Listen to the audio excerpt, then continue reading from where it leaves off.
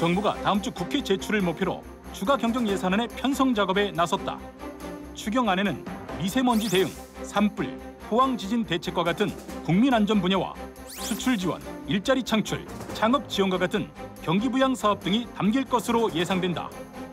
전문가들은 국회 통과 절차를 고려하면 2, 3분기에는 추경 편성으로 인해 재정이 더 풀릴 것으로 예상하고 있다. 세계 경제가 어려운 상황에서 대외 의존도가 높은 한국 경제를 살리기 위해 마중물이 필요하다는 것. 하지만 근본적인 경기 활성화와 경제 체질 개선에는 도움이 되지 않는다는 우려의 목소리도 나오고 있다. 국가 채무를 늘려가며 지금의 경기를 살리면 미래 세대에게 빚을 떠넘기는 것이라는 주장과 지금 경제가 살아나면 궁극적으로 미래 세대의 삶에도 도움이 된다는 주장이 맞선 상황. 한편 정치권에서는 여야 입장처럼 추경안의 국회 통과가 쉽지 않을 것으로 보인다. 재난 추경과 일반 추경의 분리 여부를 두고 의견이 엇갈린 상황. 야당에서는 재해 추경만 분리해서 처리하자는 주장이다. 이렇게 대립이 끊이지 않는 상황에서 국민들의 삶과 미래를 위해 추가 경정 예산안의 편성 방향과 규모는 어떻게 되어야 할까?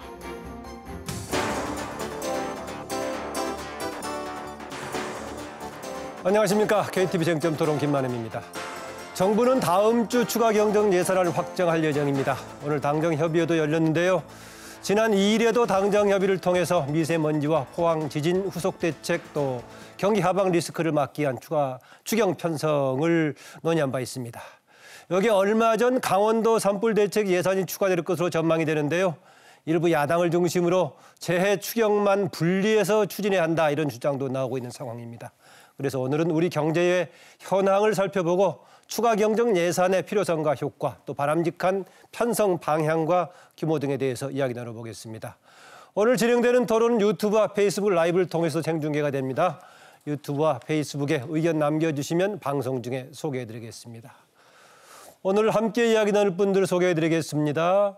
추경 편성, 국회 역할이 중요한데요. 계제에서 활동하고 계시는 윤우덕 더불어민주당 의원 나오셨습니다. 어서 오십시오. 예, 오늘 아침 정부와 여당 간에 추경에 대한 협의를 했습니다. 여당 예결위 간사를 맡고 있는 윤우덕입니다. 인사드리겠습니다. 네, 오늘 논의했던 이야기를 좀 들어보겠습니다. 경제 현안과 관련한 말씀이기 때문에 말씀 듣기 위해서 전문가분들을 모셨습니다. 기업인 출신이기도 한데요. 김현학 서강대 기술경영전문대학원 교수 나오셨습니다. 어서 오세요.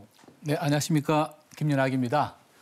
오늘 추가 경정 예산에 대해서 지금 그 예산 편성 과정에 직접 참여하고 계시는 윤후덕 의원님과 그리고 다른 전문가 교수님들과 함께 진지한 토론을 해서 예산 편성에 도움이 되는 좋은 의견이 도출되도록 한번 토론에 참여해 보겠습니다. 네, 송수영 중앙대 경제경영대 교수 나오셨습니다. 어서 오세요. 네, 안녕하세요. 송수영입니다. 한국의 현재 그 국가 재정을 봤을 때 GDP 대비해서 38% 정도의 국가 부채가 있는 것으로 나오고 있습니다. 우리나라의 재산을 가지고 충분히 부채를 감당할 수 있는 수준인데 다른 나라에 비해서 이 국가 부채 비율이 너무 낮습니다. 그래서 이 부채를 어떻게 늘려서 국민들의 복리후생을 늘리는 데 쓸지 고민해야 될 것 같습니다. 네, 오늘 네 분의 패널과 함께 3분이 더 있는데요. 곽수정 교수, 한국 조지 메이슨대 경제학 교수이신데 지금 오는 도중에 차가 막혔나 조금 늦었습니다. 도착하면은 소개를 해드리겠습니다. 네, 오늘 추경 관련 얘기를 하고 있는데요. 추가 경정 예산, 그러면 여러 가지가 맞물려 있죠. 한국 경제 상황이 있고요. 경제 상황에서 재정 정책이 있겠고, 재정 정책에서도 추경을 어떻게 볼 것인가 이런 게 있는데 시작하기 전에 근본적으로 현재의 경제 상황을 어떻게 보고 있는지 듣고 나서 이야기 들어가겠습니다. 먼저 윤호덕 의원님. 예, 최근 대내적으로 우리 경제가 어렵다는 진단이 있습니다. 우선 글로벌 경제가 계속 둔화된다는 그런 지표를 내고 있죠. IMF가 금년도 세계 경제 전망을 한 3.7% 정도 성장하는 것으로 전망했었는데 최근에는 3.3%포인트까지 낮춰 잡고 있습니다. 예. 자, 또 국내적으로는 작년 12월서부터 1월, 2월, 3월 연속 4개월 동안 수출이 마이너스 성장을 하고 있어요. 그래서 대내적으로 우리 경제가 상당히 어려움에 처해 있지요. 그리고 또 3월 1일서부터 3월 7일까지 참 미세먼지가 극심한 상태에서 국민들이 고통을 겪으셨습니다. 이런 것들을 다 감안해서 이번 추경을 추진하고 있다는 말씀을 드립니다. 예. 곽수영 교수는 한 1분만 빨리 하셨으면은 동시에 같이 시작할 수 있었는데 죄송합니다. 아슬아슬하게 늦었네요. 예. 지금 도착하셨고요. 지금 처음 시작으로 이제 우리가 이제 추경하면은 경제 상황, 또 재정 정책, 또 재정 정책에서 추경이냐 본회사이냐 이런 문제가 있는데 네. 일단 경제 상황에 대해서 어떻게 진단하고 있나 먼저 시작하고 있습니다. 추경은 필요한 것 같습니다. 왜냐 그러면 경제가 어려울 때는 재정 정책과 통화 정책 중에서 모두 다 팽창으로 가야 된다는 게 일반적인 원론이지 않습니까? 네, 현재 경제 상황 얘기. 현재 경제 상황에서 한국 경제는 방금 윤호덕 의원께서 말씀 주셨지만 수출이 아마 4월 달에는 적자 기조의 사인을 나타낼 가능성이 있다. 예. 그다음에 내수 모든 것이 좀 둔화되는 분위기 속이니까 경기 부양적인 측면에서는 재정적인 팽창 정책이 필요한 시점이다. 그렇게 보여집니다. 네, 송수영 교수께서는. 예, 저는 지금 방금 전에 IMF 경제 성장률 예상이 전 세계적으로 낮춰졌습니다. 그래서 평균이 0.4%를 낮췄는데요. 한국은 0.2%를 낮췄습니다. 이 얘기는 무슨 의미인가 하면 한국의 경제 상황은 다른 나라들에 비해서는 상당히 좋은 편이다. 그러나 전 세계적으로 성장률이 하락이 되고 그러다 보니까 우리나라 국내 경기에서 성장률을 제고하고 어느 정도 경기 회복을 위해서 어떤 방법을 써야 될지 고민하는 시점입니다. 현재로서는 재정 확대 정책을 쓰는 것이 충분한 여력이 있기 때문에 가능할 것으로 보입니다. 예, 뭐 되게 비슷한 견해식 같은데 김연학 교수께서는 어떻습니까? 예, 뭐 저도 경기 전망에 대해서는 다른 분들과 의견을 같이 하고요. 다만 뭐 말씀하셨지만 거시 경제 지표 자체가 나쁜 것은 아닙니다. 지금 예. 우리가 2% 중반 성장이면 OECD에서 최상위권입니다. 그래서 뭐 단기적으로 위기라고 하는 것은 조금 과장된 이야기고요. 다만 이게 지금 이것이 장기화됐을 때 우리 저성장 기조가 장기화된다는 것이 좀 걱정되는 부분입니다. 특히 우리나라가 이제 무역으로 수출로서 먹고 사는 나라인데 지금 글로벌 경제가 지금 말씀하신 대로 성장률이 점점 더 둔화될 것으로 예상이 되고 있고 특히 주 교역 상대인 중국과 미국이 경기가 점점 나빠지고 있는 것이 우리로 하여금 더 앞으로 미래에 대해서 걱정을 갖게 하는 그런 요소라고 보고요. 특히 뭐 주요 수출 품목 중에서도 반도체하고 석유화학 작년에 그렇게 잘 나가다가 올해 조금 부진합니다. 다만 반도체와 석유화학에 대해서는 저는 연말경이나 내년부터는 회복될 것이라 우리나라의 반도체나 석유화학 자체가 경쟁력을 잃은 것은 아니고 네. 뭐 어떤 사이클상에서 조금 하강 국면이 있기 때문에 조금 뭐 좋아질 걸 보는데 다만 그렇지만 지금 중기적으로 보면 이번 여름, 가을 굉장히 그 경기 둔화에 따른 여러 가지 부작용들이 심화될 걸로 보여서 지금 뭐 추경을 편성해서 경기 부양책을 쓰는 것은 타이밍상으로 적절하고 저도 거기에 대해서 전적으로 동의하는 바입니다. 예, 지금 경제 상황에 대해 일찍 진단이 있었는데 왜 시간이 지나면서 성장 전망치를 조금 낮추는 경향이 계속되고 있을까요, 곽수영 교수님? 심지어는 한은 총재가 뭐 미세합니다만 2.6에서 올해를 2.5로 낮춰서 보기도 하고 했었는데. 예, 아마 르가르드 IMF 총재가 말씀하신 게 세 가지 먹구름이 몰려온다는 이야기가 있었죠. 예. 하나는 미중 간의 무역 갈등, 그래서 전 세계적으로 지금 하나의 추세화되고 있는 보호무역주의 경향.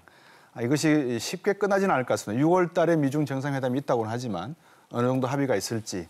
두 번째는 브렉시트가 참 상당히 불투명한 상태입니다. 예. 이제 그러다 보니까 유럽 경제 전반적으로도 그렇고 세 번째는 미국 금리 기조가 지금 뭐 정체된 상황이지 않습니까? 더 이상 올리지 않겠다. 그만큼 미국 경제 내부도 흔들리고 있는 상황이다. 그래서 하나의 그 시기적인 측면에서는 세계 경제가 보호무역주의 경향이 강한 상황, 갈등이 벌어지고 있는 상황. 여기에다가 한국 경제는 결국 수출, 제조업 경제인데 앞에서 지적하셨습니다만 이런 수출 중심의 경제가 과연 제대로 기능을 발휘할 수 있을까? 아마 이 점에서는 조금 한국 경제에 대한 전망이 성장 전망치가 하향으로 조정되는 게 아닌가 싶습니다. 예, 그 어려운 환경을 세계 이야기하면 다 이제 국제적인 환경, 세계 환경을 지적했는데 그 상황에서 우리는 어떻게 대응하고 있습니까? 어떻습니까?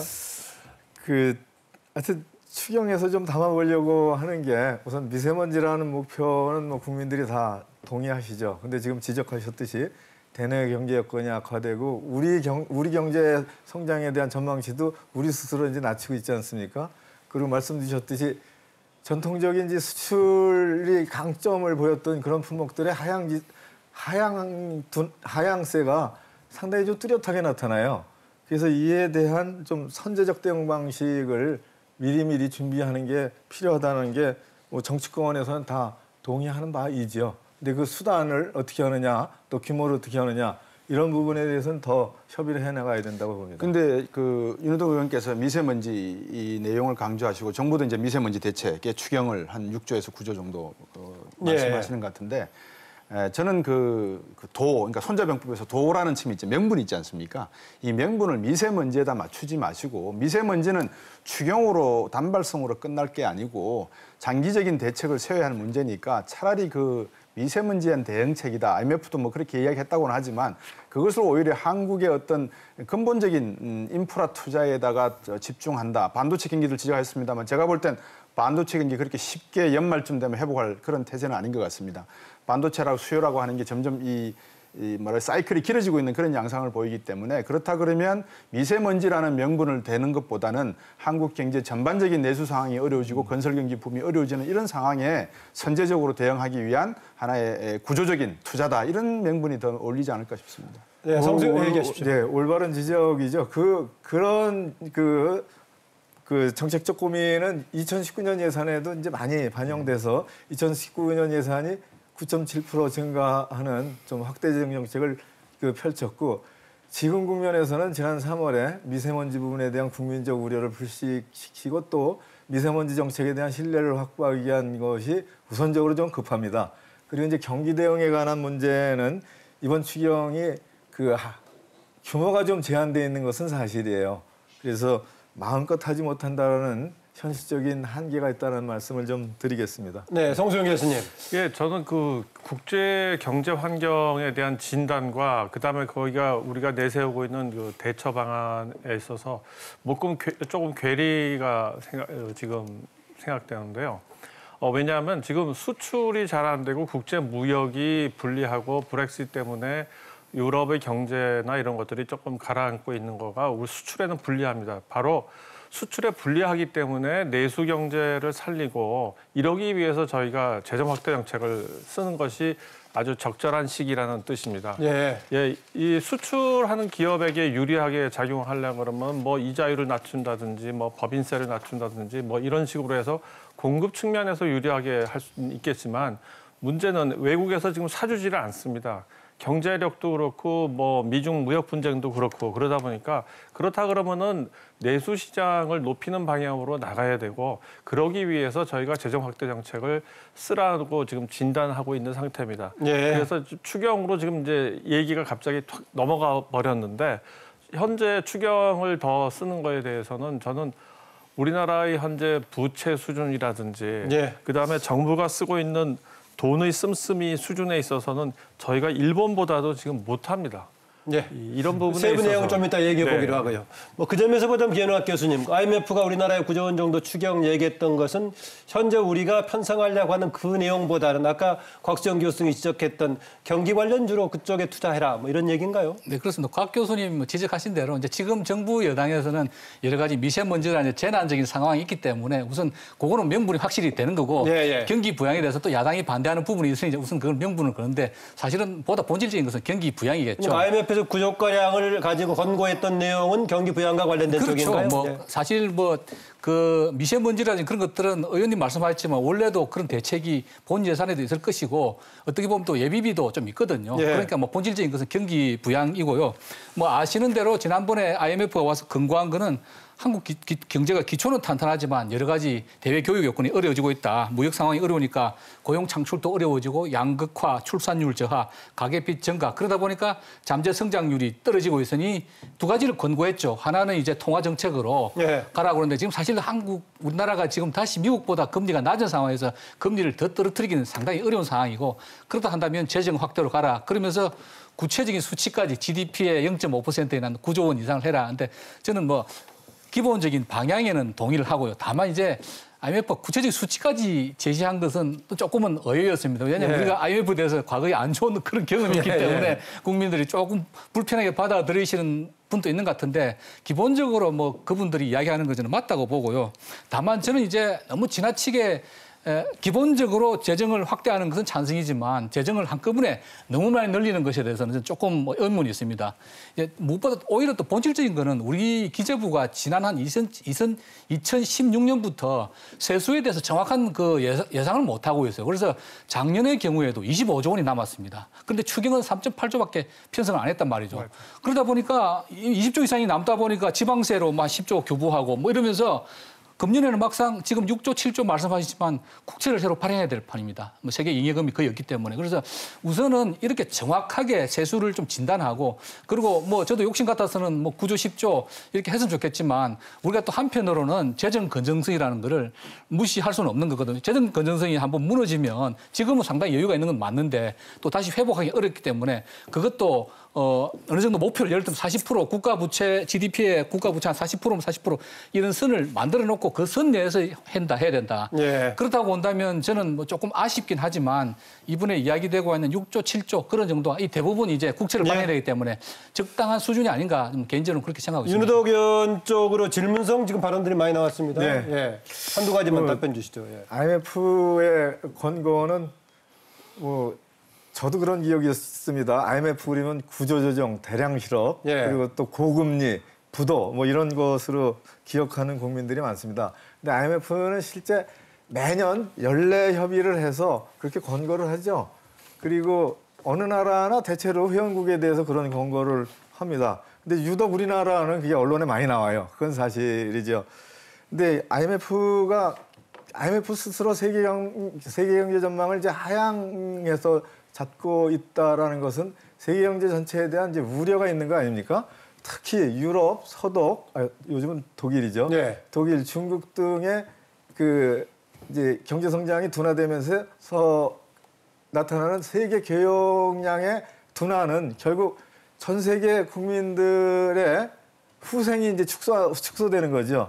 그런 데서 IMF가 여러 나라에 확장적 재정 정책과 또 확장적 금리 정책을 펼치라고 권고하는 것은 IMF로서는 적절한 조치라고 봐요. 그런 이제 자국의 사정에서 어떻게 현실적인 재정 정책 또 통화 정책을 수립하느냐 하는 것은 권고 사항이니까 네. 이제 국내에서 여러 의사결정 단체들이 협의해서 결정할 일이라고 그렇게 생각합니다. 윤호덕 의원께서 말씀하신 대로 IMF나 뭐 OECD나 각 연구기관들이 매년 한국을 방문해서 한국은행을 비롯한 기재부 또 민간의 싱크탱크를 방문해서 다양한 자료를 수집해 가서 나름대로의 예측치를 내는 형태로 지금 되어 있습니다.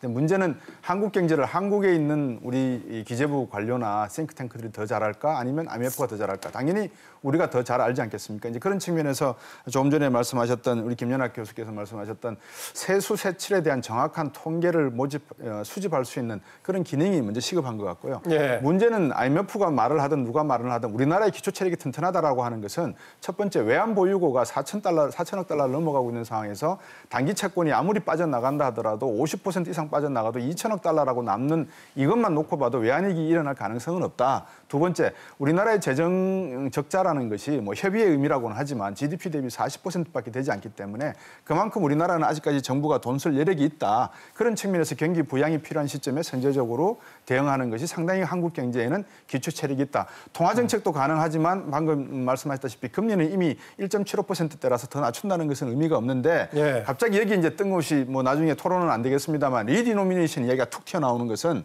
첫 번째, 두 번째 이야기 재정과 어떤 경제 여건이 상당히 괜찮은데 갑자기 리디노미네이션 같은 이야기가 나오는 것은 이런 오늘 주제와는 좀 번외지만 조금 우리 정책 당국자들이 조심스럽게 말씀을 꺼내시는 그 발언이 정책 당국에서 나온 겁니까? 한국은행 총재께서 말씀하셨으니까 예. 상당히 조심스럽게 정부는 지금 경기 부양을 위해서 열심히 노력하고 계시는데 예. 리디노미네이션을 하게 되면 그게 지금 이제 화폐 개혁을 얘기하시는 거예요. 그러니까요. 예. 이게 상당히 물가 상승 요인도 있고 하지만 거기에 따른 부동산 가격의 상승이라든지 증시의 뭐 증가라든지 이런 부작용도 존재하는 내용인데 이것을 갑자기 정부가 예. 노력하는 와중에 툭 집어넣으니까 좀 의아한 측면입니다. 예, 성 교수님 짧게 좀 추가 의견 주시죠. 네, 저는 이 데이터를 OECD에서 직접 뽑아왔는데요. 예. 우리나라 정부가 이제 지출하는 것이 GDP 대비해서 퍼센테이지가 일본보다도 낮습니다. 여기 빨간색이 이제 일본이고 이제 파란색이 한국인데요. 이걸 보시게 되면은 여기서 일본 같은 경우는 2012년, 14년 이때도 거의 40%를 지출로 돈을 쓰고 있습니다. GDP 40%를 정부가 이제 쓰고 있고 예. 우리 한국 같은 경우는 31.98, 32.30%로 상당히 낮습니다. 그런 상태에서 지금 저희 한국 같은 경우는 이제 재정 흑자가 계속해서 2017년까지 나고 아까 이제 김연학 교수님께서는 이거를 그래도 올해는 문에 국채를 발행해야 되는 국채를 발행하는 것 자체가 나쁘지 않습니다. 우리나라 같이 현 상황에서는 국채를 발행해도 전혀 문제가 되지를 않고요.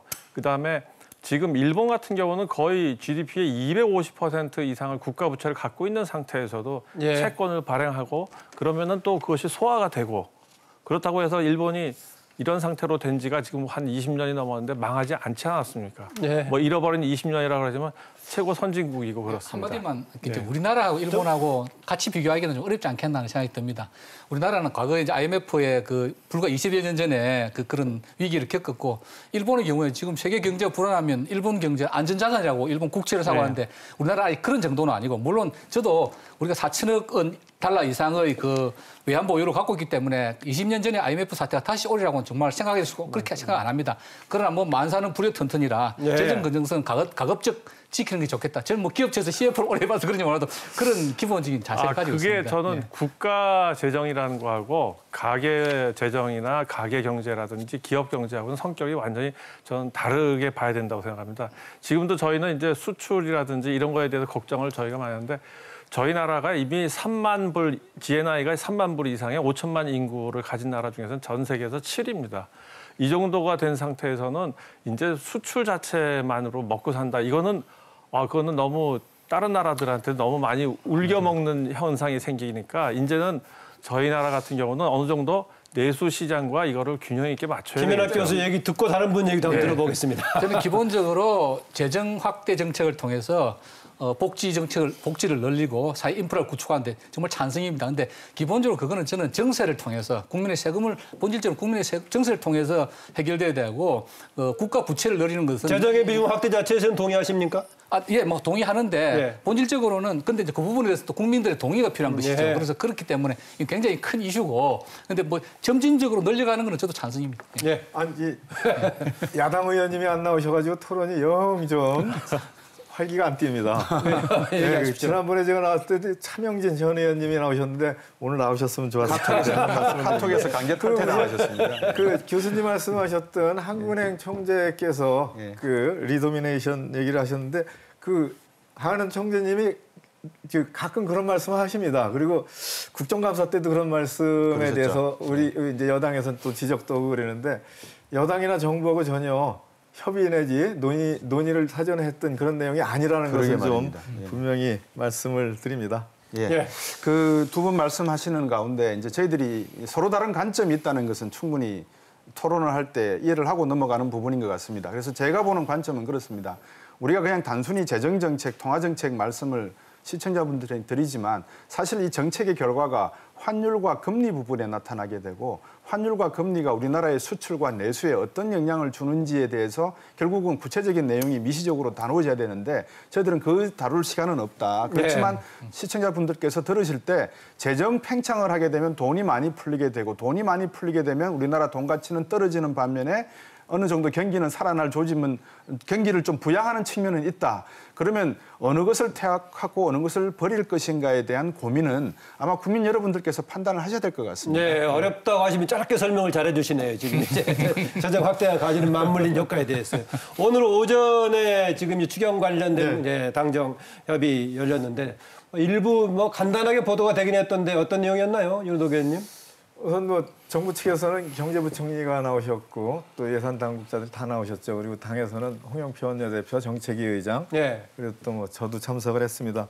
우선 미세먼지에 관해서 예산을 투입하는 방식에 대해서 논의가 있었습니다. 그동안 이를테면 이제 노후 경유차를 폐차할 때 이게 지방 정부하고 국고 비율이 5대5로 지원이 돼요. 예.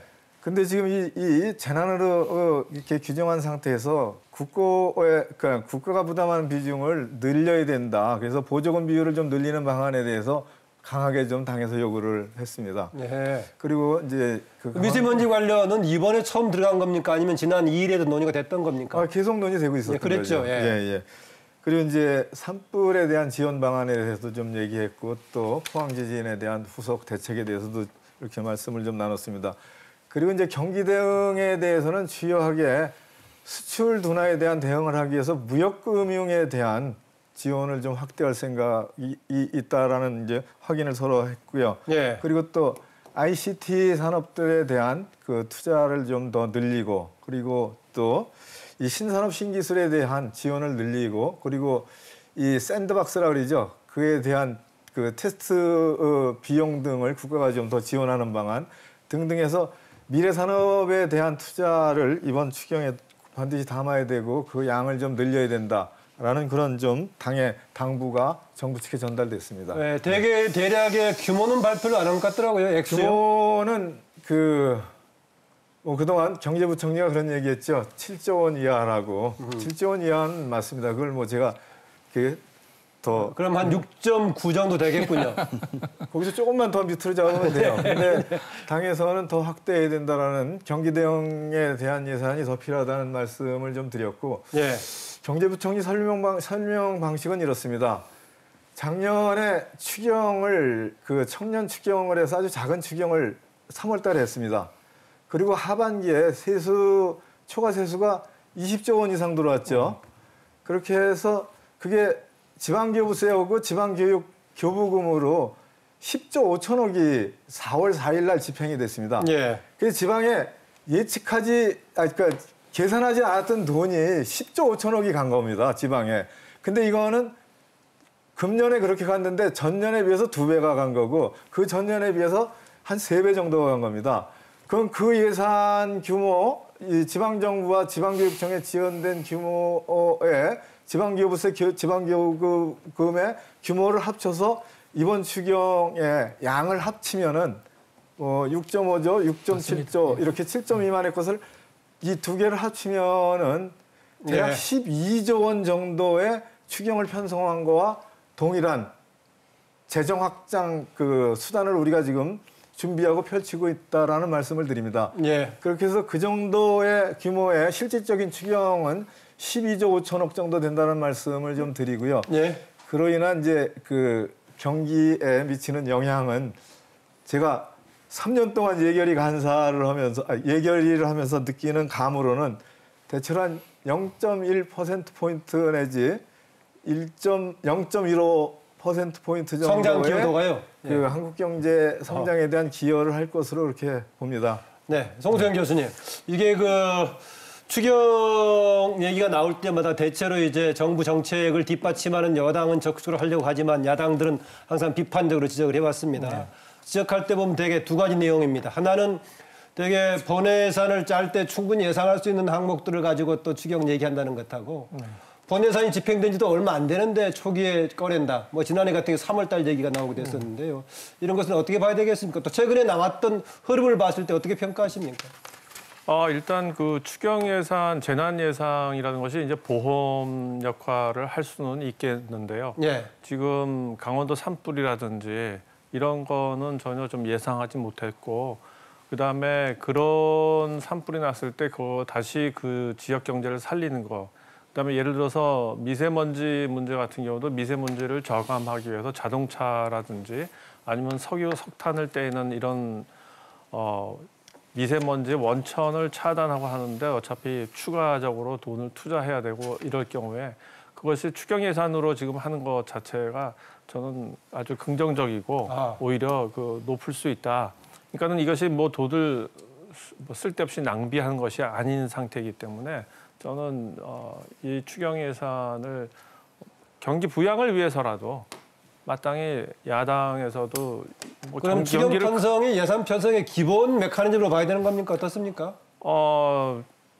예산을 우리나라 기재부나 이런 데서 예산 세수를 예측할 때 과거의 세목별로 해가지고 데이터를 가지고 회기 분석을 한 다음에 그걸로 설정을 해놓고 세금을 이제 적용하게 되는데요.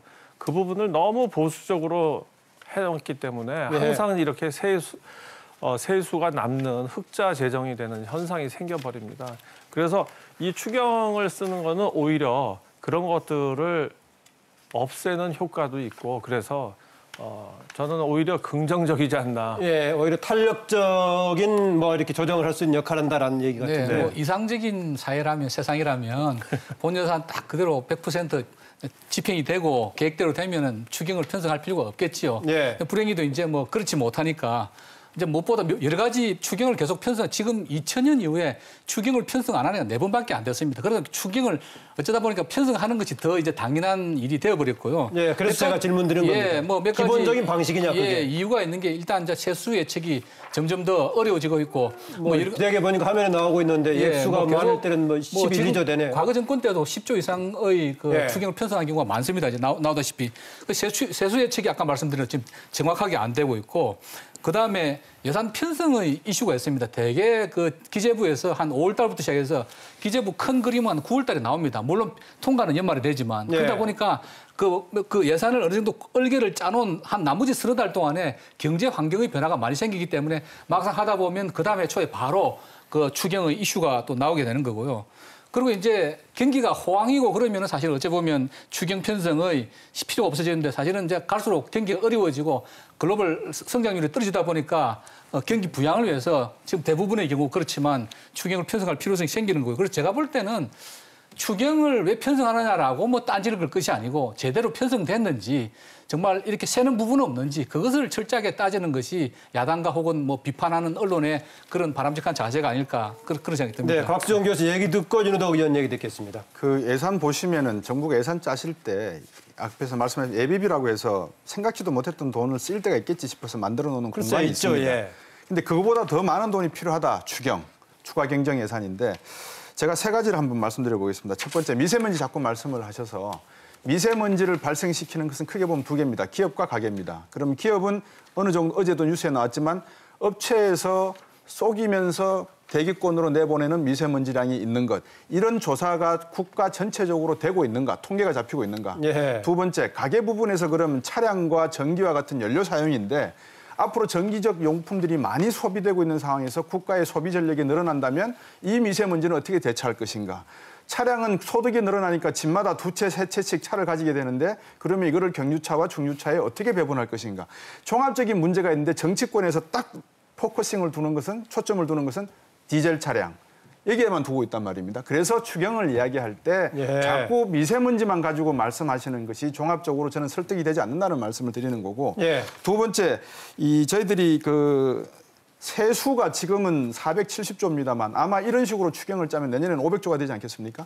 경기가 좋았으니까 20조가 더 늘었는지 모르겠습니다. 아니면은 세율이 올라서 20조가 더 늘었는지 모르겠습니다. 어쨌든 20조가 더 늘었다는 것은 경기가 좋았을 수도 있고 세수가 올랐을 수도 있는데 내년에는 세수를 어떻게 해서 더 올릴 것인가 이것도 한번 고민해 보셔야 되겠죠. 세 번째, 정치공학적으로 저는 잘 모르지만 아마 4월 총선을 앞두고 정부 쪽 입장에서는 10조의 지방교부금을 내려보내셨다는데 그러면 지방 공무원들은 10조가 올 걸 예측을 했을까요? 저는 못했을 거라고 봅니다. 그러면 이것이 어떻게 결산적인 측면에서 합리적이고 효율적이고 효과적으로 사용됐는지에 대한 결산 부분은 국회에서 따져주셔야 되는데 과연 이것이 정치공학적으로 제대로 따질 수 있는 부분인가? 여기에 대해서는 국민들께서 아까 10조는 무슨 어떤 10조를 얘기하는 건지 기존에 이미 지금 20조가 더 거쳐서 예. 10조 나누어서 지방과 중앙이 나누어졌다는 말씀이죠. 알겠습니다. 세수분의 40% 정도는 지방 교부금으로 네, 알겠습니다. 보니까 지금 이제 각수영 교수 얘기하는 동안 윤호덕 의원이 자료를 계속 만지작거리는 거 보니까 준비한 자료를 가지고 얘기할 게 좀 많은가 봅니다.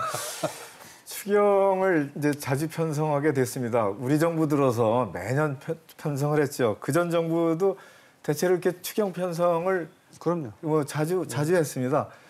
요즘은 그 산업의 변화가 크고 또 이 흥망성쇠가 커서 재정 여건의 변화도 상당히 많아져요. 그리고 경기 변동도 상당히 심하고 그래서 이게 추경 편성을 마치 그 금기시하는 그런 풍토가 우리에게는 조금은 있습니다. 근데 법이 그렇게 돼 있어요.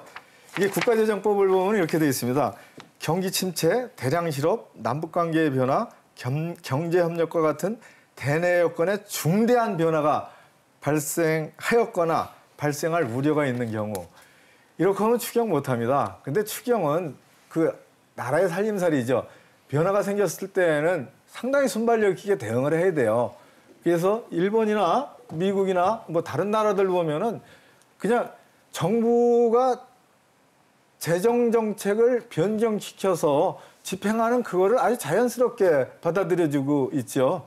그래서 일본이나 미국 같은 경우 추경 편성한 게 우리보다 좀 많아요. 그래서 이런 그 국제적 사례도 좀 같이 봐야 된다라는 말씀을 드리고요. 네.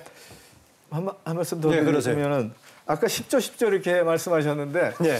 10.5조는 이제 지방정부와 지방교육청으로 갔습니다. 나머지 10조 이상의 건은 사실상 2018년도에 예상됐던 국가부채를 미리 갚아버리는데 사용을 했어요. 그래서 교수님 말씀 주셨듯이 지금 우리 국가부채 비율이 예상 대비 예상은 한 39.5% 정도, 국가부채 비율이 39.5% 정도여야 되는 게 지금 38.2%인가 3%예요. 그래서 전망치보다 1.3%포인트 하향됐습니다. 지금 확장적 재정정책을 펼쳤다고 했는데 사실은 수치를 보면 국가부채는 1.3%포인트 개선됐습니다. 네. 그래서 이번 추경은 이렇게 그 국가부채, 국가의 재정 상태가 상당히 양호하게 개선된 상황에서 국가부채를 조금 좀 발행하겠다라는 그런 취지입니다. 지금 윤 의원님께서 얘기하신 거를 제가 조금 더 제가 지금 이거 프린트해 온 것이 월간 재정 동향이라고 기재부에서 지난 2019년 4월 달에 나온 겁니다. 여기 따른 자료에 따르게 되면 국가부채가 비금융 공기업과 일반 정부 두 개 다 합쳐가지고 지금 38%가 나오고 있는데요. GDP 대비해서. 그러면 이거는 전 세계 다른 나라들에 비해서는 너무 저희 나라는 재정 건전성이 너무 좋은 겁니다. 근데 이 재정 흑자가 나고 재정 건전성이 너무 좋은 정부가 좋은 정부는 아닙니다. 가게나 기업은 좋은 기업이고 좋은 가게가 되지만 재정이 이렇게 너무 건전한 정부는 사실 나쁜 정부입니다. 왜냐하면 더 많이 걷어들이고 국민들한테 세금 걷어들이는 건 돌려주기 위해서 걷어들이는 거거든요. 많이 거두고 덜 돌려줬던 셈이 된 겁니다. 그런데 지금 현재 정부에서 이런 일이 발생하고 있는 거는 사실 그동안에 예산을 담당하는 공무원들이 너무 보수적으로 세수를 추계하다 보니까 실제로 걷어들일 수 있는 거에 대해서 너무 적게 걷어들일 걸로 예상을 하고 예산을 짜고 집행하다 보니까 실제로 나중에 걷어들이게 되면 더 많이 걷어들이게 되는 겁니다.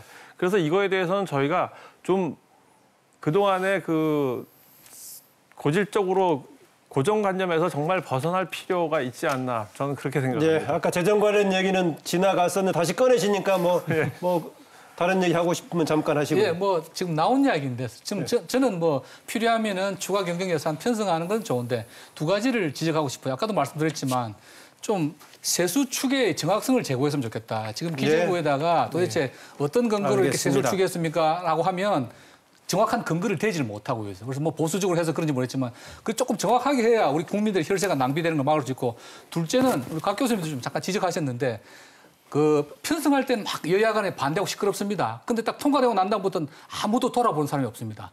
그 다음에 지난해 이렇게 해서 편성된 그 추가 경정 예산이 적정하게 집행됐는지 검증하는 절차. 그래서 레슨을 받아서 그 다음번에 추가 경정 예산할 때는 조금 더 실수를 줄이는 그런 두 가지는 꼭 좀 했으면 좋겠습니다. 반성하고 있습니다. 알겠습니다. 잠깐요. 저희들이 지금 이제 방송을 유튜브하고 페이스북 라이브를 통해서 동시에 지금 하고 있는데요. 시청자분들의 의견 주셨는데 거기서 한두 가지 나온 의견 들어보겠습니다.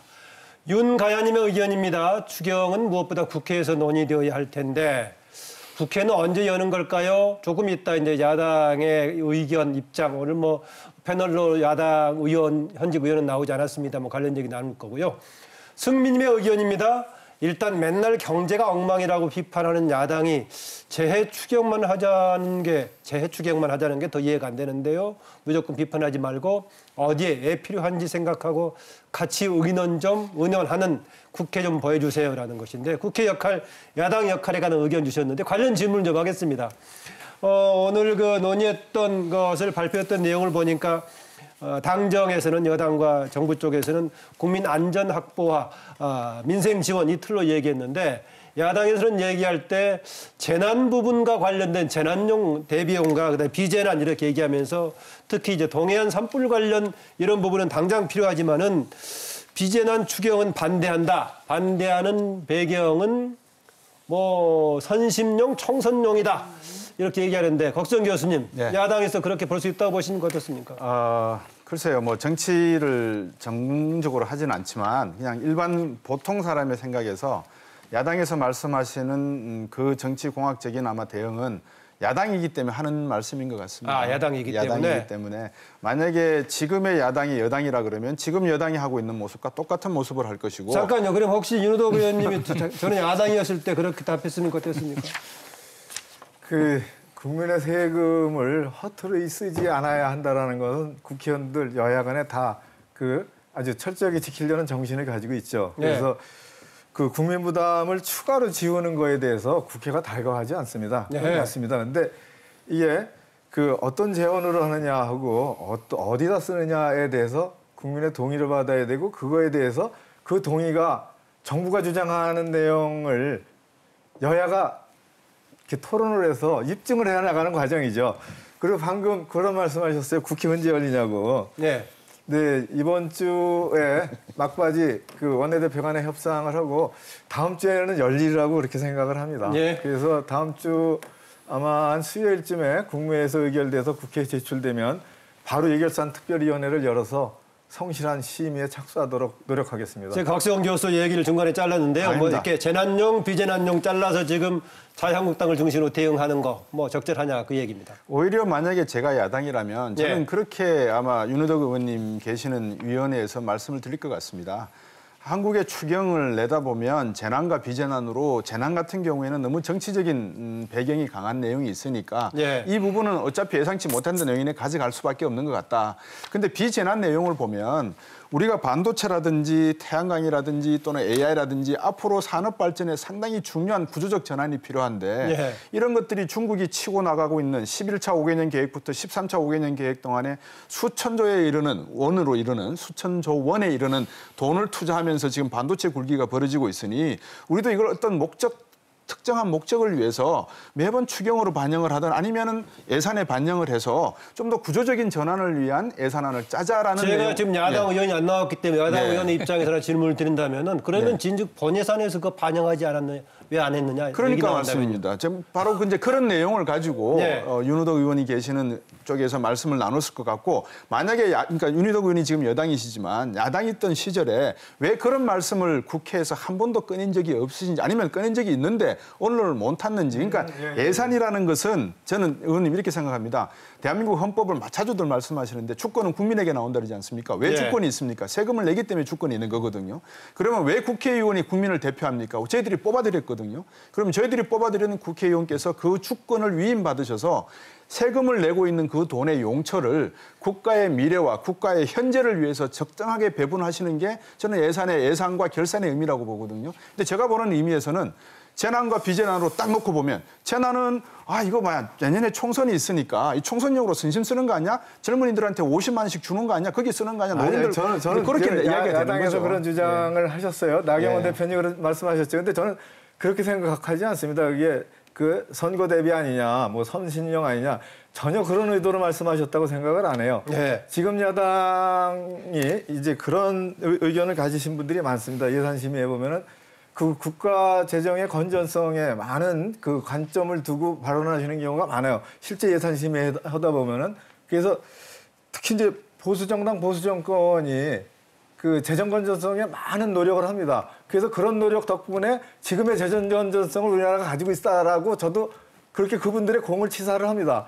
하지만 지금의 국면은 이를테면 양극화가 심화되고 글로벌 경제가 침체되고 이런 국면에서는 확장적 재정 정책을 써야 되기 때문에 그렇게 만들어진 재정적 여력 그리고 건전성을 10분 발휘해서 활용해서 추경을 편성하는 게 맞다라는 그런 의견을 저희가 드리는 거죠.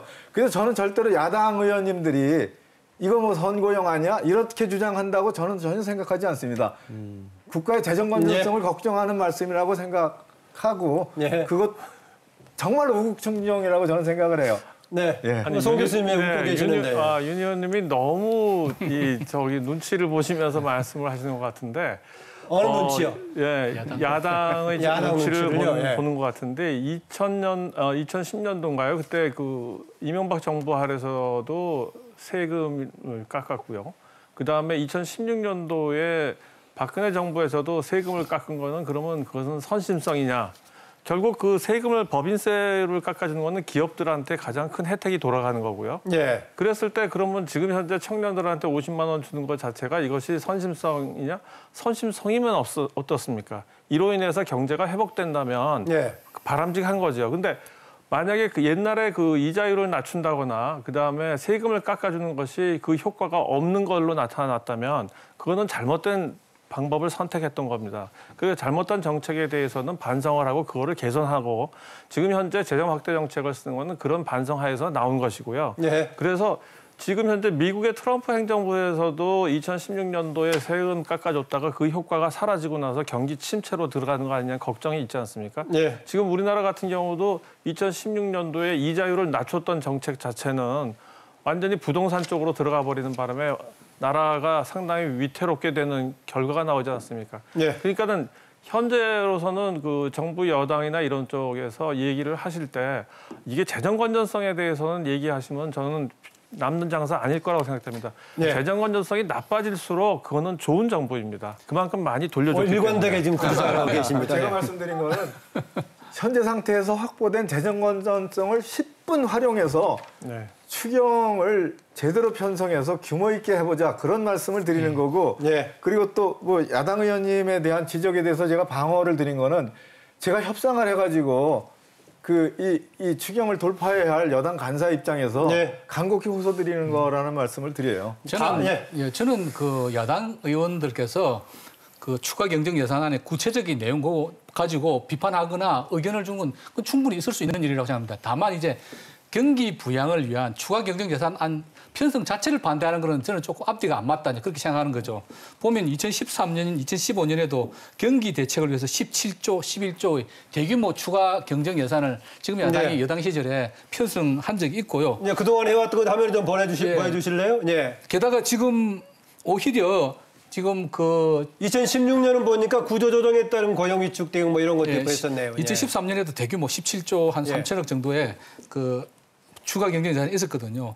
그러니까 제가 생각할 때는 그 지금 야당에서는 여당을 반기업적이다. 그러면서 또 우리 경제가 위기다 그러는데 정말 경제가 위기면 오히려 추가 경정 예산을 편성해가지고 네. 경기를 부양하는데 동조를 해야 되는 거 아닐까요? 저는 그래서 왜 경기는 굉장히 위기다 어렵다 그러면서 추가 경정 예산을 편성하면 안 된다고 하는 것이 좀 앞뒤 우리 뭐 법률 조항에도 경기가 어려울 때 추가 경정 예산을 편성할 수 있게 돼 있거든요. 네. 물론 재난에 대해서도 추가 경정 예산을 편성해야 되지만 세계 경기가 다운턴하고 있는 이런 상황에서 분명히 경기 부양을 위한 어떤 그 재정 확장 정책은 필요한 것이고요. 그렇다고 한다면은 앞뒤가 막 일관성 있게 그러면 반대를 하시든지 이제 그런 면에서 저는 국민의 안산하고 좀 지적을 하고 싶습니다. 그 여야 간의 입장 차이 관련해 윤호덕 의원께 짧게 추가 질문을 좀 드리겠습니다. 만약에 이렇게 지금 상당히 야당의 입장을 이해하는 차원에서 합의를 도출하려고 노력하시는데 야당이 일단 재난용과 비재난용을 구분해서 얘기를 하고 있단 말이죠. 그랬을 경우에는 당장 동해안 산불 대책 관련 재난용은 시급하니까 가급적 빨리 결정 나도록 하고 그 나머지 부분은 정기국회 이전인 7, 8월에 하는 것도 어쩌냐라는 의견 나오는데 그건 어떻게 생각하십니까? 아니요. 지금 이미 정부가 그 미세먼지와 산불 재난 추경과 합쳐서 경기 대응 추경을 함께 썼습니다. 이 짠 전체 틀이 이미 구분이 안 된다. 예. 이 짠 전체 틀이 헝클어질 리는 없습니다. 아하. 그리고 좀 더 말씀 하나 드리면은 우리가 야당일 때 이제 민주당이 야당일 때 추경이 당시 여당으로부터 들어왔을 때 우리가 처리한 실적을 좀 말씀드릴게요. 2013년에 17조 3천억짜리가 들어왔습니다. 19일 만에 국회에서 의결을 했어요.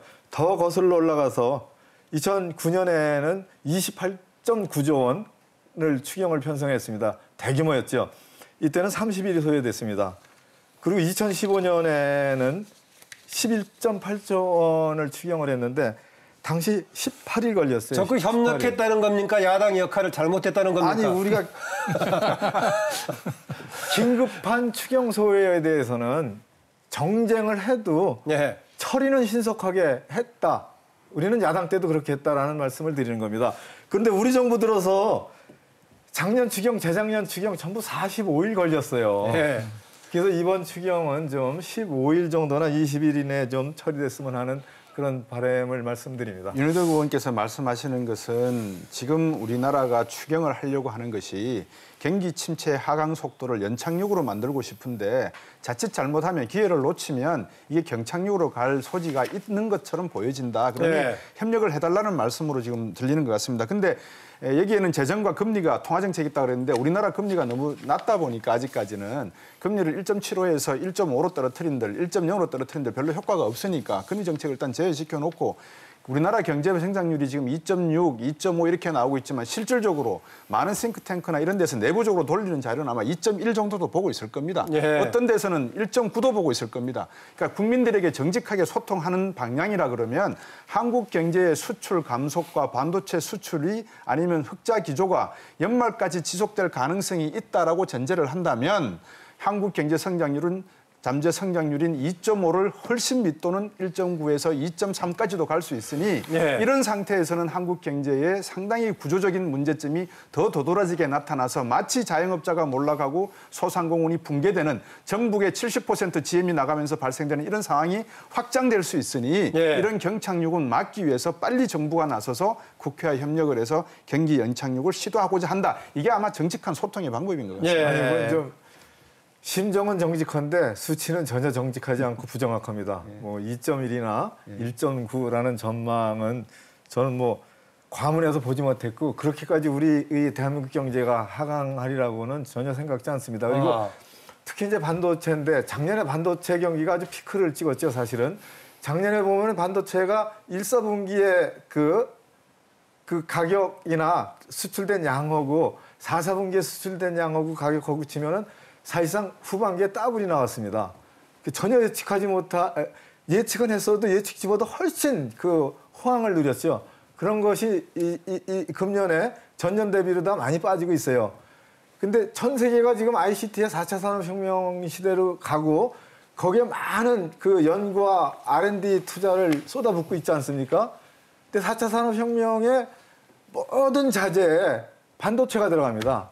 그래서 4차 산업혁명이 팽창하면 팽창할수록 반도체 산업은 더불어서 뒤따라가면서 그것을 견인하는 주요 핵심 부품 아닙니까? 핸드폰에 80개의 반도체가 있다고 하죠. 예. 그래서 한국의 반도체 산업은 그렇게 만만하게 그 하강곡선으로만 계속 가고 절대로 그러지 않아요. 그거는. 예, 들어보겠습니다. 시작할 때 들었던 질문이 다시 나왔기 때문에 예. 경제 진단과 전망 다시 들어보죠. 뭐. 예. 의원님께 좀 말씀드리고 싶은 것은 숫자가 정확하지 않는다라고 말씀하시는데 정확한 숫자로 말씀을 드렸습니다. 그다음에 두 번째, 제가 보지 못한 어디서 숫자였습니다. 나왔느냐, 어디서 통계가 나왔냐라고 말씀하셨지만 사람들 가슴 속에 나와 있는 통계를 제가 말씀을 드렸고요. 두 번째, 반도체 IT와 AI가 상당히 확대되고 있으니 반도체 수요가 늘어날 것이다. 국민 여러분들께 아마 이렇게 말씀을 드리면 상당히 위안이 될 수 있는 부분도 있습니다. 그리고 또 경제를 담당하는 사람들은 국민들에게 긍정적인 측면도 드려야 되죠. 왜냐하면 경제는 심리적인 부분이 분명히 있으니까요. 예. 그렇지만 기술적으로 자동차 반도체에 들어가는 반도체와 AI에 들어가는 반도체와 근본적으로 설계 방식도 틀리고 용량도 틀립니다. 그래서 제가 지금 말씀드리는 것은 지난해에 반도체 재고량을 엄청나게 축적해 놓은 부분이 있기 때문에 이것이 소진되기 전까지는 지금 우리가 만들어내고 있는 랜드라든지 메모리용 반도체의 수요는 감소할 수밖에 없는 상황인 것 같다라는 것이 제 입장이 아니고 반도체를 전문하고 있는 분들의 입장이고 업체의 입장인 것 같습니다. 오히려 가치가 떨어지는 재고가 될 수 있겠네요. 그러면요. 네, 그렇죠. 그런 측면에서 놓고 보면 반도체의 이게 하강 국면이 제 이야기가 아니고 하강 국면이 좀 더 장기화될 가능성도 있다는 제가 확률적인 말씀을 드리고 거고 단정적인 말씀을 드리고 다른 두 분 얘기 듣겠습니다. 예, 저는 지금 반도체라는 것이 부가가치가 우리 경제에 얼만큼 도움이 될지에 대해서 지금 갑자기 이제 이슈가 나왔기 때문에 뭐 좋습니다. 근데 그 큰 의미가 저는 없다고 생각을 합니다. 왜냐하면 수출에 많이 의지하게 되고 삼성전자가 돈을 더 많이 벌게 되면 될수록 삼성전자 주식을 가진 사람들은 좋아할지 모르겠지만 삼성전자라는 공장에서 거기서 일하는 사람들의 숫자와 경제적 파급 효과는 굉장히 작습니다. 그러니까 지금 저는 그래서 아까 그 추가 경정 예산에서 왜 그 박근혜 정부 때 2016년도에도 청년 실업 대책으로 한 추가 경정 예산을 했는데도 불구하고 그것이 효과가 없었느냐. 그 당시에 실제로 어떻게 하면 찔끔찔끔, 즉 뭔가 아니 지속성을 심어주지는 못했습니다. 그래서 실제로 그 데이터를 보면 톱니바퀴 모양의 이 고용률과 소득이 나오는 것이 드러나고 있습니다. 지금 현 정부에서는 그래서 이 추가 경정 예산이 오늘 이슈기는 하지만 이것이 지속적으로 실업 대책에 대해서 적어도 청년들이 정부에서 확실하게 우리의 실업 대책을 해줄 수 있겠구나. 그래야지만 그분들이 창의성을 발휘해서 지속적으로 일을 하지 그렇지 않으면 불안해서 그 일을 못합니다. 마찬가지로 다른 부분에 있어서도 저는 그렇게 말씀을 좀 드리고 싶습니다. 저도 반도체 한 말씀 드리겠습니다. 그 반도체 산업 자체 하나가 뭐 그렇게 아주 뭐 정말 중요하냐? 그건 아닐 수도 있습니다. 그런데 이제 사실은 반도체하고 석유화학이 작년에 우리나라 수출 경제를 이렇게 이끌어왔던 두 개 핵심 사업이거든요. 근데 이제 석유화학의 경우에는 작년 하반기에 유가가 급락하면서 이렇게 굉장히 수익률이 낮아지고 수출도 줄고 있는데 유가가 지금 작년만큼은 아니겠지만 회복 추세에 있기 때문에 저는 석유화학 하반기에 괜찮을 거라 보고요. 그다음에 반도체의 경우에는 항상 사이클이 있는데 지금 제가 볼 때는 긍정적인 사이클이라고 하는 거죠. 물론 곽 교수님 말씀 맞습니다. 그 삼성전자 하이닉스에서 굉장히 재고를 많이 밀어내가지고 지금 가격이 떨어지고 아마 이건 상반기적으로 계속 될 건데 지금 과거에 보면 이런 치킨 게임을 하면서 삼성전자와 하이닉스 입지가 점점 더 강해졌습니다. 후발주자들이 따라오다가 이렇게 선발주자들이 헐값으로 재고로 막 이렇게 싸게 푸니까 나빠지는 거죠. 그래서 원래는 금년 하반기부터 중국이 반도체 굴기하면서 엄청난 물량을 쏟아붓게 했는데 지금 생산객 자체를 다 접고 있습니다. 중국 반도체 공장 그냥 망하고 있습니다. 반도체하고 석유화학이 상징적으로 굉장히 중요하다는 거죠. 그 외에 자동차 산업이라든지 뭐 조선산업 아직은 좀 약하지만 그래도 미미하게 회복의 길을 걷고 있고 그래서 저는 아까 서두에 말씀드린 대로 중반기까지는 굉장히 어렵지만 연말 아주 좋아질 거라기보다는 연말경 되면은 산업이 제조업을 중심으로 해서 지금보다는 더 나빠지지는 않을 것이다. 그런 말씀을 드리고 그래서 중반기에 지금 빨리 그 재정 확장 정책을 펴서 이 산업 부양책을 쓰는 것이 필요하다. 잠깐 그런 말씀을 좀 수정을 석유값이 떨어지게 되면 석유화학 그 생산업체한테는 비용 절감이 되기 때문에 유리한데 석유값이 떨어졌을 때는 괜찮았지만 지금 그 석유화학 제품사한테 불리하게 작용한 거는 선진국이 경제가 침체되면서 석유화학 제품에 대한 수요가 줄어들게 되니까는 그 부분은 조금 다르게 봐야 돼요. 경제 진단 전망 뭐 이 정도 하고요. 다시 그 재정 또 추경 관련 돌아와서요. 종합적으로 봤을 때 어쨌든 간에 좀 급하니까 추경하는 것인데 단기적인 경기 부양 효과뿐만이 아니라 어쨌든 간에 장기적으로 우리 이제 경제 체질 강화에 또 이제 이쪽에 도움이 되는 쪽으로 추경 편성뿐만이 아니라 또 몇 달 뒤에는 이제 본 예산도 같이 들어가야 되는데 어떤 방향, 어떤 노력이 필요하고 당장 추경에서 어떤 방향으로 초점을 맞추는 게 필요하다고 보십니까? 정부 여당에서는 많은 논의를 했을 것 같은데요. 이제 경기 대응을 하는 데서 제일 주력으로 삼고 있는 것은 우선 수출이 둔화되기 때문에 수출 무역 금융을 상당히 좀 확대하는 예산을 이번에 집어넣으려고 합니다. 그리고 이제 벤처 창업 이런 쪽에도 좀 그 펀드를 더 지원하는 그런 예산을 좀 확보하려고 하고 있고요. 그리고 5G죠. 그 이제 시작을 했습니다. 이거에 대한 기반 조성을 위한 예산을 이번에 좀 담았다는 말씀을 드리고 또 이제 전통 제조업들이 살아남으려면은 공장을 스마트하게 만들어야 돼요. 그래서 스마트 팩토리에도 기존 예산에 더해서 또 확장하는 예산을 좀 넣었다는 말씀을 드립니다. 그리고 이제 소상공인이 어렵죠. 그리고 서울시에서 제로페이로 한번 소상공인을 도와주려고 이렇게 했는데 이게 가맹점은 많아졌는데 우리가 소비자가 쓰질 않아요. 활용도가. 그래서 그걸 좀 활용할 수 있게 또 하는 조치를 취하는 예산을 좀 넣으려고 합니다. 그리고 정부 예산으로 도와주는 겁니까? 그리고 일자리 관련해서는 뭐 청년 일자리, 노인 일자리, 또 희망 일자리 이런 부분에 대해서 세심하게 넣을 수 있는 예산을 꽤 넣으려고 준비하고 있다는 말씀을 드려요. 그리고 또 사회안전망 관련 부분에서는 이 기초생보자 부양 의무자의 조건 이런 것들을 좀 더 개선해서 어려운 처지에 있는 사람들을 한 3, 4만 명 더 기초생보의 혜택을 받을 수 있도록 그렇게 드리고 싶고 이제 실업급여가 상당히 많이 나가고 있습니다. 어려운 현실이죠.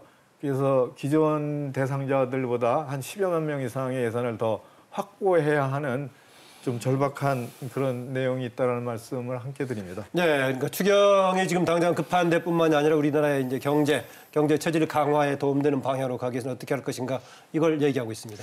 윤희동 의원께서 말씀하신 내용을 보니까 사실 뭐 지금 여당에 계시지만 야당에 계셨을 때도 아까 말씀하신 대로 상당히 국가 운영에 고민을 많이 하셨던 흔적이 보입니다. 근데 네.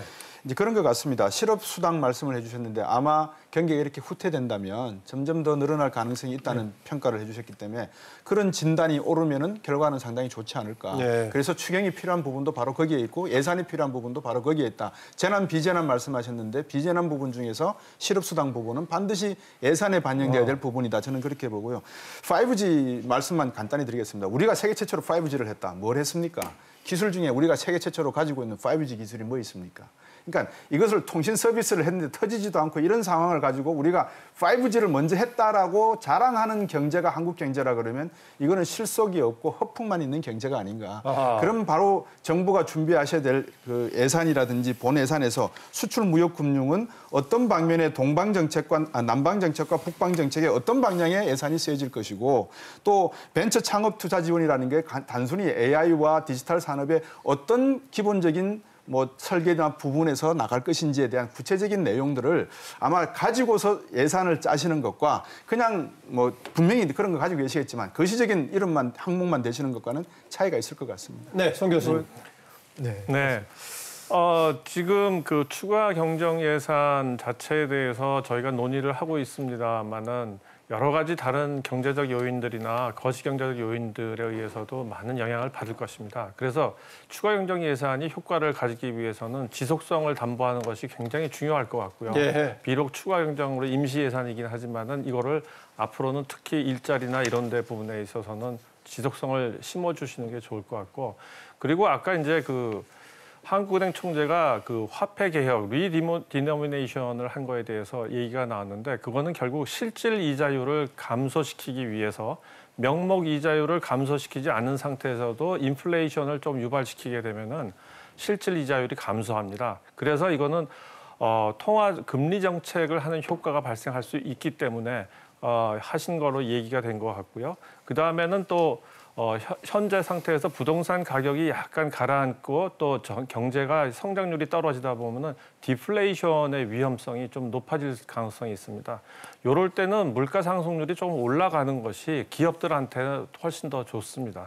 그래서 총 수요를 창출하는 데 있어서는 약간의 긍정적인 플러스가 되는 인플레이션을 유발하는 게 좋은데 이 리디노미네이션을 하게 될 경우에는 그런 효과가 발생하는 것이 있습니다. 그래서 재정 확대 정책과 그다음에 금리를 낮추는 정책은 너무 노골적으로 좀 위험하다고 생각된다면은 저는 리디노미네이션을 하는 것도 한 가지 참 좋은 방안이라고 고려해 볼 수 있다고 네, 보시군요. 그렇습니다. 실질 이자율을 낮출 수가 있기 때문에 그렇습니다. 명목 이자율 돌발 발언으로 아까 얘기를 하셨는데 전혀 뭐 한번 상의해 본 적이 없는 돌발 발언으로 얘기하셨는데 검토해 볼 수 있다라고 얘기하시니까 그 정책 당국이나 정부하고 협의가 된 사실이 없다라는 것을 제가 분명히 말씀드리고 예. 말씀 주신 그런 의미와 네. 그런 가치 이런 거에 대해서는 뭐 학문적으로 동의하죠. 예. 네.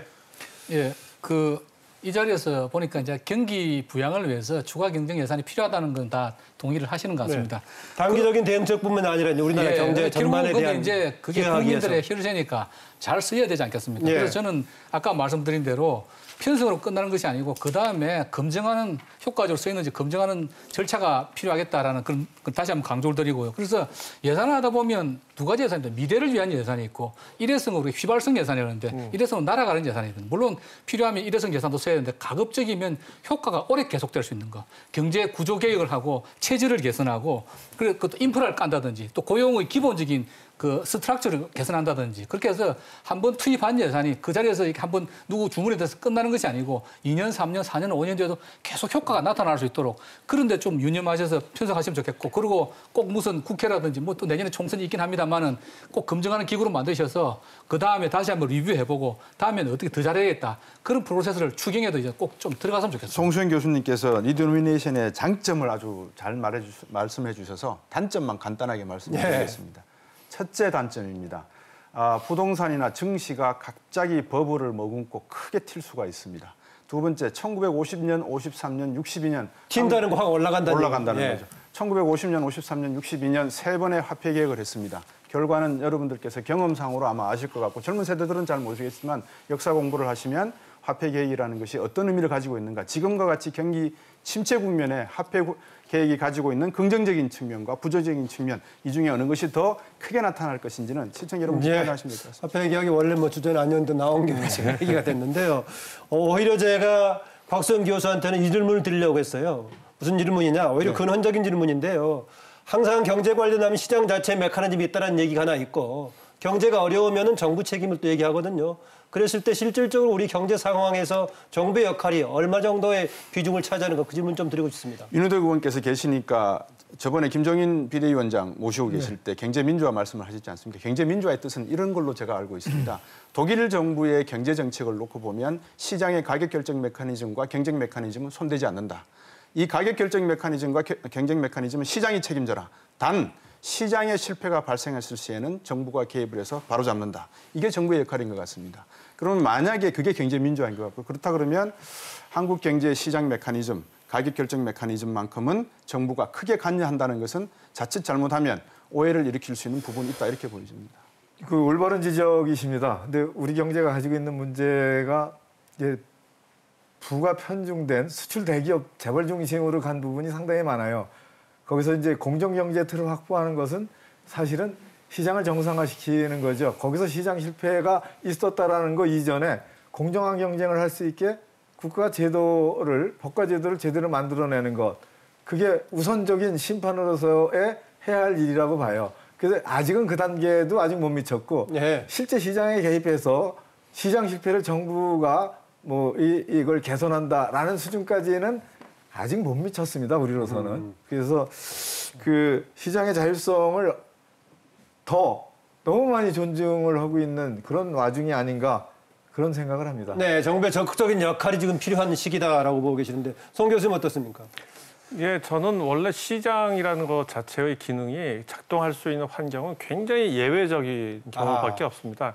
뭐 에로우라는 분이 얘기한 임파서블 불가능 이론에 따르게 돼도 이 시장에서 결정되는 가격이라든지 이 균형이라는 것이 제대로 작동하는 환경은 굉장히 제한적입니다. 즉 무슨 소린가 하면 정부의 비대칭 때문이든 시장의 마켓 파워니까 시장 점유율에 의해서가 기울어진 운동장이나 더 큰 덩치의 플레이어들이 참여하고 있으면 시장 기능이 작동할 수 없습니다. 근데 거기서 그거를 정부가 간섭지 않고 내버려둬라. 그거는 승자가 전부 독식하는 세상으로 가겠다.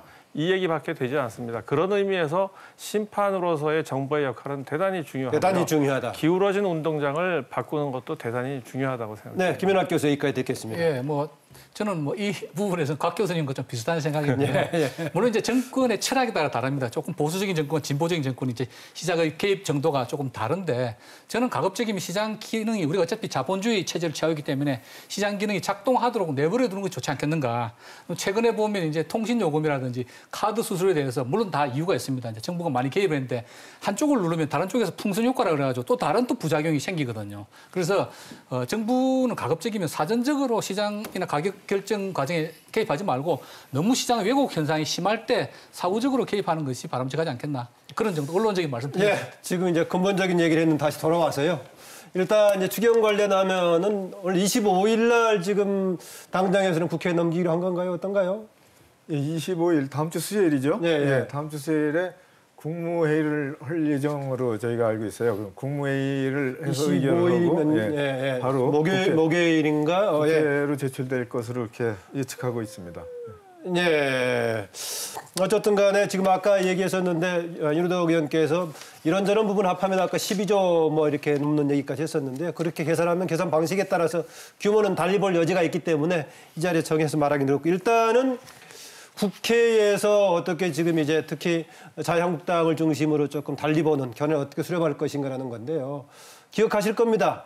현재의 정부뿐만이 아니라 이전에 박근혜 정부에서도 경제 활성화 관련 법안들을 제발 야당 좀 협조해달라. 맨날 나올 때마다 규제 혁신 뭐 얘기 나오고 그다음에 서비스 산업 발전 기본법 관련 얘기 맨날 나오고 했었는데요. 이번에 또 여야가 바뀌었음에도 불구하고 야당이 발목 잡기 하고 있다라는 말이 상당히 여권에서 많이 나오는 걸로 되고 있습니다. 이런 상황들 우리가 국회가 어떻게 풀어가야 될까요? 먼저 의원님 말고 다른 분들이 먼저 의견 주셔야 할 것 같습니다. 김민학 교수님. 먼저 이야기하겠습니다. 네. 우리 국민들이 느끼기에는 여야가 바뀌면은 입장이 180도 바뀐다. 그래서 여당 때 주당한 것이 야당이 되면 반대를 하고 또 야당은 또 마찬가지고. 근데 지금 어쨌든 여야가 또 바뀐 상황이니까 제가 관심을 갖고 있는 부분이 이제 노동관계법 개혁 아니지 않습니까? 네. 탄력 근로제 지금 작년에 여야가 52시간 주 52시간 근무에 합의를 했어요. 그런데 이제 그게 일시적으로 일감이 많을 때 못하게 되면 어떡하냐 그래서 이제 지금 6개월 그 탄력 근로제 기간을 3개월에서 6개월로 연장하는 게 사실 경사노위에서 사실상 합의가 되고 올라가 있습니다. 그리고 사실은 더 지금 정부 여당을 반기업적이라고 비판하면서 기업 친화적이라고 하는 야당에서 오히려 그걸 반대를 하고 있는데 반대하는 명분은 1년으로 늘리지 왜 6개월만 하느냐 그런 거거든요. 근데 지금 드는 생각은 그러면 작년에 국회 주 52시간 통과시킬 때 그때 그 말씀을 하시지 지금 다 여야 간에 경사노위에서 어렵게 합의를 해서 이렇게 올려놓은 안에 대해서 근데 국민들 눈에서 볼 때 특히 기업인들 눈에서 볼 때는 목리로밖에 안 보이는 거죠. 그래서 분명히 여당과 야당이 저분들이 많이 여당이었을 때는 분명히 저러지 않았을 텐데 그리고 1년으로 하면 좋아하실 기업인도 있지만 그렇게 또 싫어하실 기업인들도 있고 우선 6개월로 해보고 안 되면 다시 원하는 대로 3개월로 갈 수도 있고 6개월도 갈 수 있는 거거든요. 네. 그래서 너무 일반 국민들 최근에 경제 상황 관련해서 이렇게 탄력 근로제 굉장히 중요한 부분이라고 보시군요. 그 외에도 아까 규제계획 관련된 법안, 빅데이터 3법 그런 것들이 사실은 지금 야당이 여당에 있을 때는 그분들도 하고 싶어 했던 그런 성격의 법률들인데 지금 야당에 대해서 반대하는데 일반 국민들 볼 때는 그 반대 명분이 반대를 위한 반대가 아니냐. 그래서 여야를 떠나서 정말 국가 경제에 도움이 되는 그런 입법이라면 다른 또 정치적인 사정이 있겠지만 저는 그것은 잘 모르겠고 조금 국가와 경제를 위해서 협조해 주는 게 좋지 않겠나 그런 생각입니다. 또 보통 하면은 야당 의원도 같이 나와서 이런 질문에 대해서 같이 답을 해주는데 오늘 야당 의원이 좀 이렇게 나오신 분이 없어서 다른 분들 얘기 듣겠습니다. 송 교수님. 네, 원래 야당의 입장에서는 경제가 집권당이 있는 상태에서 경제가 잘 되면은 집권당한테 모든 찬사가 쏟아지게 되지 않겠습니까? 그런 의미에서 보면 야당은 그거를 반대하는 입장에 서는 거는 너무나 당연할 것 같은데. 그렇게 말씀하시면 야당 섭섭하실 것 같은데 야당도 경제가 잘 되라고 그렇게 할 거라고 생각할 것 같은데. 근데 이제 경제가 원래 어느 쪽에 이제 지금 현재 야당으로 있는 쪽에서는 경제가 잘 되는 것 방향이 어떻게 하면 잘 되느냐는 정책을 취할 때 주로 기업의 비용들을 깎아주는 형식의 정책을 많이 펴왔었습니다. 근데 그것이 효과가 그렇게 발생하지 않고 기업들 입장에서는 4차 산업이 발전하고 ICT가 도입되면 도입될수록 그 안에서 있는 사람들의 구조조정이 생기게 되고 결국 기업들 입장에서는 인원도 줄어들게 되고 경제적 파급 효과가 생각보다 크지 않게 됩니다. 그런 의미에서 보면은 현재의 여당이 추진하는 방안에 있어서 친기업적인 것보다는 친근로자 쪽의 정책을 펴는 것이 이것이 결국은 총 수요를 늘리면서 경기 부양과 경기 회복하는 데 도움이 될 것이다. 이런 면에서 보면은 즉 야당이면 어차피 경기가 잘 되는 거를 좋아하지는 않을 텐데 실제로 취하는 정책이 어떻게 효과를 가질 수 있느냐 이 부분에 있어서 관점을 보시게 됐을 때는 적어도 현 정부가 친근로자적인 관점을 유지하는 것이 저는 앞으로에도 충분히 도움이 될 거라고 저는 생각합니다. 송 교수님께서는 야당의 이제 경제에 대한 접근이 상당히 거의 반대에 가까웠다고 그동안에 봐오셨군요. 근데 야당이 들으면 굉장히 섭섭해할 것 같습니다. 우리 윤호덕 의원을 비롯해서 모든 국회의원들께서 미국에 가서 이렇게 청문회 많이 보셨을 거라고 봅니다. 첫 번째 질문을 할 때, 그러니까 대부분 질문하실 때 질문의 첫 머리가 이렇게 시작되더라고요. 국가의 이해관계와 어떤 관계가 있느냐. 그러면 우리가 지금 추경을 집행을 하고 우리 김 교수님께서 말씀하셨습니다만 추경을 집행하는 것이 예산을 짜는 것이 국가의 이해관계 중에서 어디에 속하는가. 재난 비재난 아니면 네가 옳다 내가 옳다 이걸 따지기 전에 아마 국가 이해관계를 따져야 될 것 같습니다. 그래서 세수가 만약에 더 거쳤다. 그럼 이것은 원칙적으로 그 더 거친 부분을 빚감대 쓰는 것은 원칙에 맞는 것이죠. 이걸 자랑할 필요는 저는 없다고 봅니다. 문제는 그럼으로 해서 생기는 여유를 가지고 우리가 추경을 집행해서 지금 경기가 둔화되고 있는 것을 떠받쳐서 국민들이 조금 불편하시지 않도록 더 불편하지 않도록 돕겠다. 이거를 야당 의원이 반대한다 그러면 야당은 거기에 상응하는 어떤 대안을 가지고 제시를 하셔야 되는데 저는 야당에서 그런 의미를 가지고 지금 대안을 제시하는 등은 들어본 바가 없습니다. 그런 측면에서 놓고 보면 만약에 오늘 야당 의원이 안 나오셨다는 측면에서 윤호덕 의원에게 좋은 아이디어를 드리기 싫어서 안 나오신 건지 아니면은 생각이 없으셔서 안 나오신 건지 그런 것 같습니다. 뭐 그런 거는 아니고요. 추경이 이제 추경안을 야당에도 이제 보고를 합니다. 정부가 그 원내대표 정책위 의장 또 예결위 간사께 보고를 드리는데 아직 그런 시간까지는 못 갔기 때문에 아직 구체적인 거를 보고받은 바가 없는데 여기 나오시기는 좀 그랬을 것 같아요. 뭐 그렇게 말씀드립니다. 경제 살리고 경제 그 둔화되는 경기에 대응하자는 예산에 그 여야가 따로 있겠습니까? 그래서 저는 뭐 국회가 논의만 시작하면 신속히 처리될 수 있으리라고 봅니다. 단지 지금 국회가 꼬여 있는 게 정치적 문제 때문에 꼬여 있죠. 소위 선거법을 고치고자 하는 그런 그 대치 국면입니다. 그래서 연동형 국회의원 제도를 하자는 거 연동형 아닙니까? 국회의원인데 예. 다른 것하고 연동이 돼 있군요. 지금. 네, 그래서 예. 그게 또 공수처법하고 또 연동돼 있고 그래서 제1야당이 그것을 받지 않는 상태에서 아직 논의 구조의 막을 열지 못하고 있는 거예요. 그래서 이 부분이 좀 해소가 되면은 이 경제 관련 특히 예산을 다루는 추경에서는 뭐 제1야당이든 제2야당이든 제3야당이든 다 협조를 하리라고 이렇게 기대를 하고도 기다리고 있습니다. 네, 이제 마무리를 좀 해야 할 것 같은데요. 오늘 뭐 추경 관련 얘기뿐만이 아니라 경제 전반에 대한 진단들도 같이 논의를 했습니다. 그리고 정치권과 정부 역할 얘기했는데 바로 그런 부분 다시 한번 강조해주고 싶은 내용 담아서 마무리 발언 부탁합니다. 하반기 우리 경제 정책에서 주목해야 될 부분, 신경을 써야 될 부분, 이제 정부와 국회에 주문하고 싶은 내용까지 있으면 포함해서 의견을 듣고자 합니다. 김연학 교수님. 네.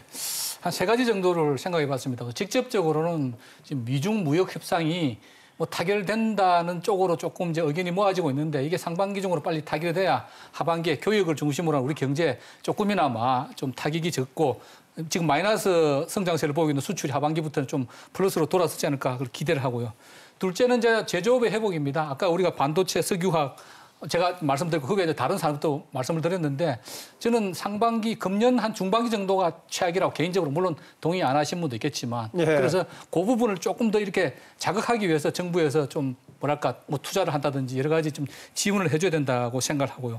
셋째는 좀 어려운 이야기인데 노동개혁, 규제개혁 이슈입니다. 지금 뭐 상당히 만만치가 않은 이슈죠. 뭐 그럼에도 불구하고 그래도 과거 보수 정권보다는 이 노동개혁의 책임자는 문재인 정부가 아닌가 많은 국민들이 뭐 그렇게 기대를 하고 있고 예. 지금 여러 가지로 꼬여 있긴 한데 이 조금 이 정부 하에서 노동의 유연성이라든지 이런 면을 좀 확보할 수 있는 그런 입법들이라든지 그런 선례들이 좀 많이 생겼으면 좋겠습니다. 네, 송세영 교수님.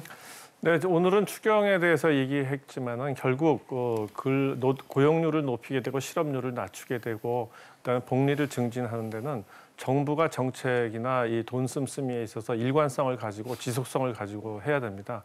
세수보다는 세출을 늘리는데 확실하게 국민들에게 믿음을 주게 되면은 국민들도 거기에 대응해서 그만큼 수요를 늘리게 되고 이거는 결국 매출의 증가로 기업들한테도 결과적으로 유리하게 됩니다. 이것이 제가 기대하는 선순환인데 그 선순환이 지속될 수 있게끔 노동자분들께서도 저는 제발 부탁하고 싶은 거는 일하는 시간을 좀 줄여주셨으면 좋겠습니다. 네. 그렇게 하면서 일자리도 같이 나누는 것도 좋은 방법이라고 생각됩니다.